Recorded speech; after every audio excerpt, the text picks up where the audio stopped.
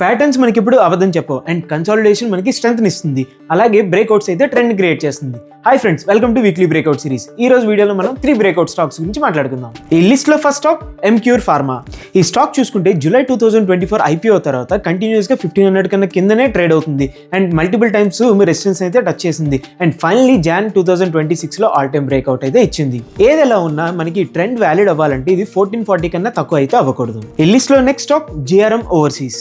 ఈ స్టాక్ చూసుకుంటే September 2022 peak తర్వాత ఆల్మోస్ట్ 75% అయితే డిక్లైన్ అయింది అండ్ ఫైనల్లీ మనకి మార్చ్ 2024 తర్వాత మళ్ళీ ఫామ్ లోకి వచ్చింది హైయర్ హైస్ తో అండ్ మొమెంటమ్ అయితే క్రియేట్ చేసింది అండ్ ఫైనల్లీ నవంబర్ 2025 లో అయితే ఆల్ టైమ్ హై అయితే బ్రేక్ చేసింది. అది కూడా స్ట్రాంగ్ వాల్యూమ్ తో. అలాగే మళ్ళీ ఈ బ్రేక్అవుట్ జోన్ అయితే రీటెస్ట్ అయితే చేసింది.